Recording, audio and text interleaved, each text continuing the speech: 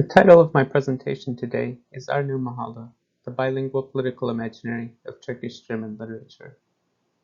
I'll begin with a brief overview of the emergence of the Turkish-German literary scene in West Germany, before moving on to a case study from the work of Fakir Baykurt, which illustrates the intersection of socialist realism and bilingual writing practices in early Turkish-German literature.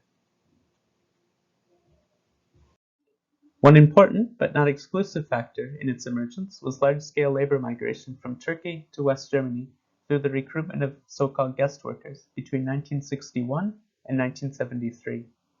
The other was political migration by intellectuals, writers, and political activists in the 1970s and 1980s. This was the result of two military coups in Turkey in 1971 and 1980 and rampant political violence throughout the 1970s. Because most of these migrants were leftists, they were deeply invested in the status of working-class Turkish migrants, as we will see in Baykurt's work. At this time, Turkish-German literary print culture was confined to independent left-wing presses and dedicated Turkish-German publishing houses, which were found in nearly every major city of West Germany by the 1980s. A limited number of writers like Baykurt continued working with publishers in Turkey. By the time Baykurt settled in Duisburg in 1979, he was already a famous author in Turkey, in addition to a career as an educator and a history of political activism. He wrote about the status of Anatolian peasants in the process of capitalist modernization in Turkey, coming himself from an impoverished peasant family.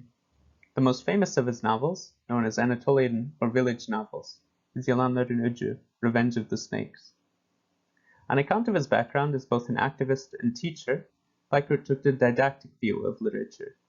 He saw it as a tool for developing political consciousness, as you can see from the quote at the top of the screen. This conception of literature resembles the theory of socialist realism articulated at the 1934 Congress of the Union of Soviet Writers, which was aimed at instilling socialist values in the working class. The title of Baykurt's first novel, written in Germany, is Yüksek Fırınlar, or Blast Furnaces. It tells the story of Elif and Ibrahim Mutlu, a married couple. Ibrahim has been working in a steel mill in Duisburg for over a decade, and Elif has only recently arrived in Germany. The novel begins with her giving birth to a child. One aspect of the novel is the conflict which develops between the couple because Ibrahim begins to doubt that he is the father. At the same time, the workers in the steel mill will soon vote on whether to go on strike.